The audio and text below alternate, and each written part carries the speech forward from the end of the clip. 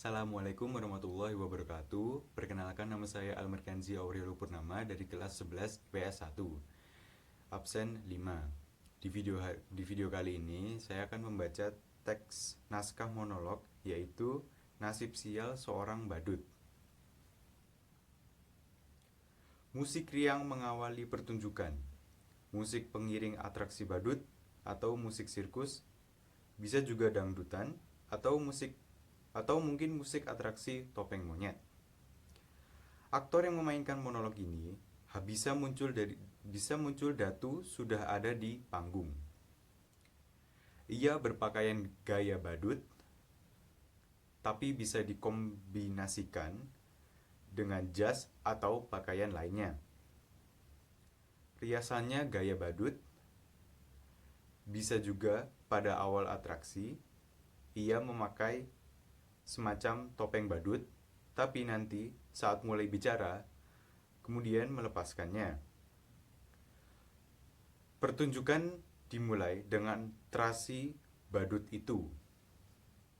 Akan menarik bila aktor menguasai atraksi-atraksi badut seperti memainkan 3 bola atau 3 botol yang dilempar bergantian, atau muncul dengan sepeda roda 1 atau melakukan atraksi hula hoop. Sementara musik membangun suasana riang, badut itu melakukan atraksi-atraksi kocaknya. Gerakan-gerakan yang dimasukkan untuk mengundang tawa, gerakan-gerakan slapstick atau lainnya.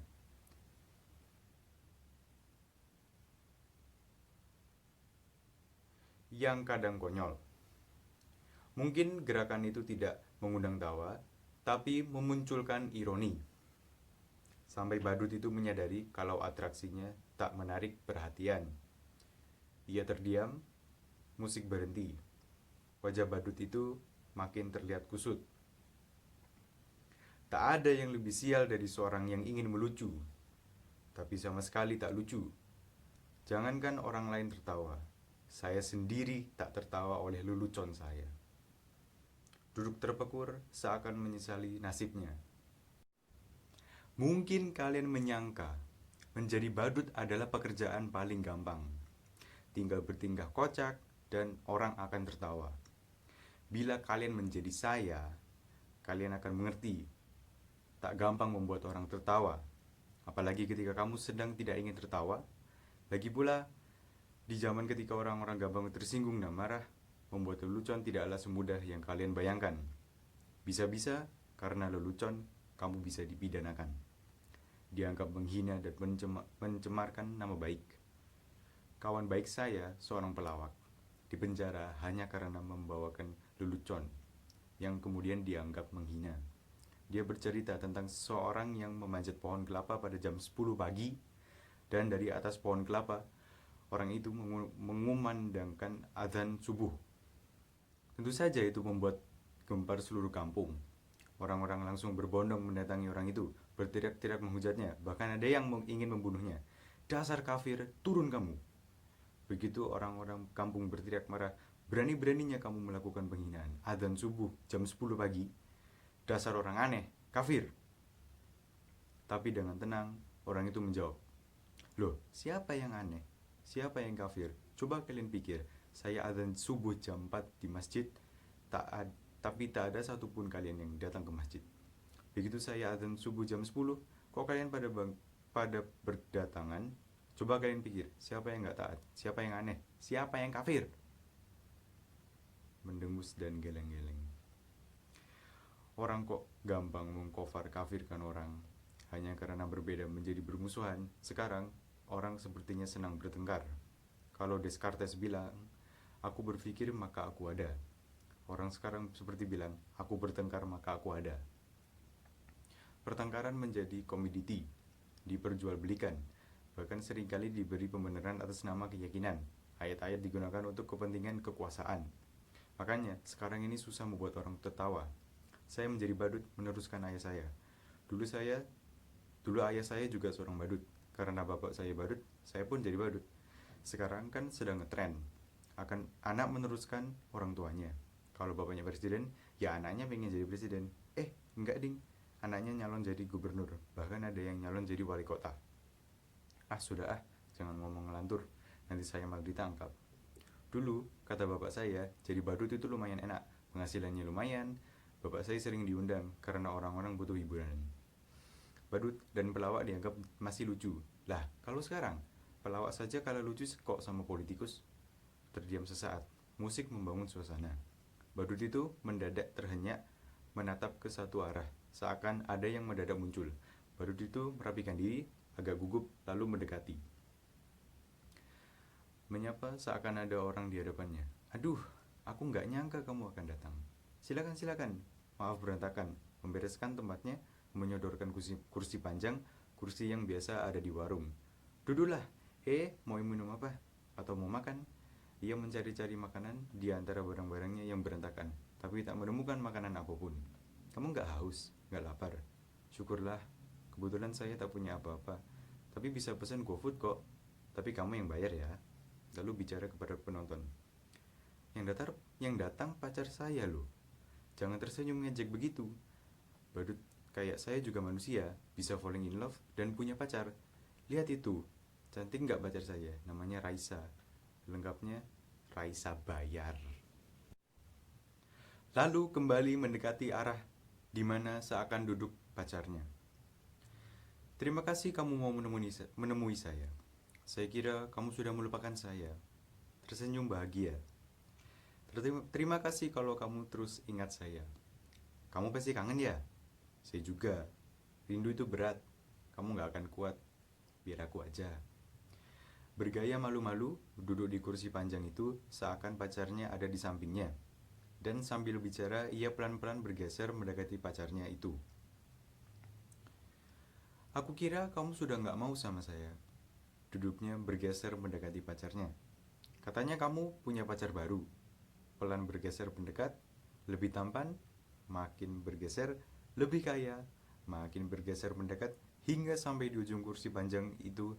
Tapi percayalah, apapun yang terjadi, aku tetap cinta kamu. Menyanyikan lagu, Sumpah, I love you, I miss you. Makin bergeser mendekat ke ujung kursi. Boleh aku peluk kamu? Boleh aku cium kamu? Dengan gaya malu-malu, ia terus mendekati pacarnya.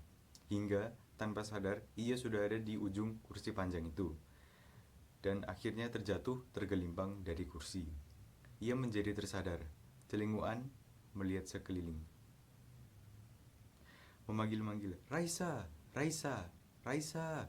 Tak ada siapa-siapa. Tak ada yang datang, badut itu langsung murung.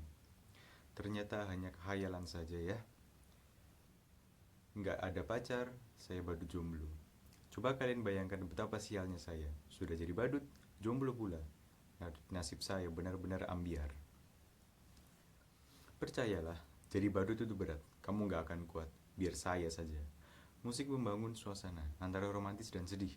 Badut itu memandangi wajahnya di cermin, kemudian menangis terisak. Kadang di antara isak tangisnya ia terlihat terkekeh pedih. Sembari nahan isak tangisnya pelan-pelan, badut itu mengganti pakaiannya. Atau secara teknik, ia membuka pakaiannya dan di dalamnya ia sudah memakai pakaian yang lebih rapi. Kini badut itu sudah memakai pakaian yang lebih necis. Seperti telah berubah menjadi orang penting, ia bergaya dengan pakaian barunya itu dengan gerakan yang tetap serupa badut. Kenapa kalian menatap saya seperti itu? Apa ada yang aneh dengan saya? Sudah saya katakan, saya ini orang yang sial. Tapi nasib memang aneh. Nasib selalu punya kejutan-kejutan yang tidak pernah saya duga. Kalian lihat penampilan saya, begitu keren dan perlende. Kini saya berpakaian bagus, tapi sebenarnya saya tetaplah seorang badut. Saya sama sekali tak pernah memimpikan ini. Tapi barangkali inilah takdir saya. Suatu hari saya diminta untuk mengisi hiburan pada kampanye partai. Menurut saya, penampilan saya biasa-biasa saja, sama sekali tak lucu. Tapi entah kenapa, semua yang hadir tertawa terpingkal-pingkal. Saya hanya menjentik-jentikan jari seperti ini. Tetapi semua orang tertawa. Saya hanya menggoyangkan bokong saya. Semua tertawa.